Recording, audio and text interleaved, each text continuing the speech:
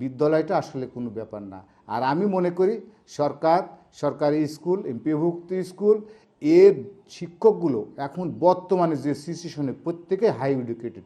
সুতরাং আর আপনি পক্ষান্তরে দেখেন যারা বেসরকারিতে, তারা একটা বাণিজ্যিকভাবে স্কুলটা চালাচ্ছে এবং সেখানে আমার ধারণা বা আমি অনেকেই দেখেছি সরকারি স্কুলে বা প্রাইমারি স্কুলে ভর্তি না করে বাচ্চাদেরকে প্রাইভেট স্কুলে ভর্তি করা হচ্ছে বা কিন্ডারগার্টেনে। তো এটা আমি মনে করি একটা সরকারি প্রাথমিক বিদ্যালয়ে ম্যাক্সিমাম, শুধু প্রাথমিক না, হাই স্কুল লেভেলেও সরকার যে নিয়োগটা দিচ্ছে নিজে এখন সরকারিভাবে নিয়োগ হচ্ছে। ম্যাক্সিমামই আপনার মাস্টার্স করা, অনার্স মাস্টার্স করা এবং ইউনিভার্সিটি থেকে তারা পাশ করে এসছে এবং দক্ষ টিচার সরকার এদেরকে প্রশিক্ষণও দিচ্ছে। কিন্তু তারপরেও অভিভাবকরা হয়তো তার বাচ্চাটাকে নিয়ে আপনার কিন্ডারগার্টেনে বা অন্য বেসরকারি স্কুলে ভর্তি করাচ্ছে। এটা আমি মনে করি এটা তার একটা নীতিনৈতিকতা বা তার দৃষ্টিভঙ্গিরও আমি অভাব মনে করি। হয়তো আপনারা বলতে পারেন যে ওখানে লেখাপড়া ভালো হয়। দেখেন একটা বাচ্চার পিছনে আপনি সরকারি প্রাথমিক স্কুলে কয়জন অভিভাবক যায়, বাচ্চাটাকে দিয়ে আসে স্কুলে আর তার খোঁজ খবর নেয়ই না। তো আমি মনে করি একটা বাচ্চার পিছনে একটা স্কুলের থেকে যখন যায় বাড়ি থেকে, আপনি একজন অভিভাবক যদি সকাল এবং বিকেলে তাকে 2 ঘন্টা বা 3 ঘন্টা সময় দেয়, আমার মনে হয় ওই বাচ্চাটাকে ওই বেসরকারি স্কুলে পড়ানো লাগে না।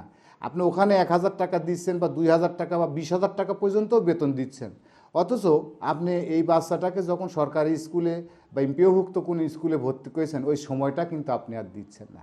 সুতরাং আমি মনে করি যে আপনার প্রতিষ্ঠানে 6 ঘন্টা থাকে একটা বাচ্চা, আপনার বাড়িতে থাকে বাদবাকি আরও 18 ঘন্টা। তো আপনার বাচ্চার প্রতি আপনাকে যত্নশীল হতে হবে। বিদ্যালয়টা আসলে কোনো ব্যাপার না। আর আমি মনে করি সরকারি স্কুল, এমপিওভুক্ত স্কুল এর শিক্ষকগুলো এখন বর্তমানে যে সিচুয়েশনে প্রত্যেকে হাই এডুকেটেড।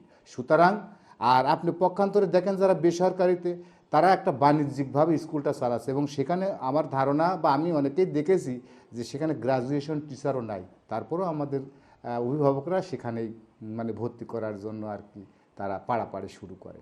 তো এখানে পড়ার মান খারাপ না, ভালো। আপনারা সহযোগিতা করেন, বাচ্চা ভর্তি করেন, খোঁজখবর নেন, ইনশাল্লাহ এই সরকারি টাকাতেই আপনার বাচ্চা ভালো শিক্ষা পাবে বলে আমি মনে করি। বিভিন্ন স্কুলের ভর্তির যে ফিসের বা টাকা নেওয়া হয় তার যে তারতম্য আমি মনে করি, যেমন আমি এই জাহানারা মাধ্যমিক বালিকা বিদ্যালয় আমলা মিরপুর কুষ্টিয়ার প্রধান শিক্ষক, আমাদের এখানে ভর্তি ফিস আমরা নিই 600 টাকা।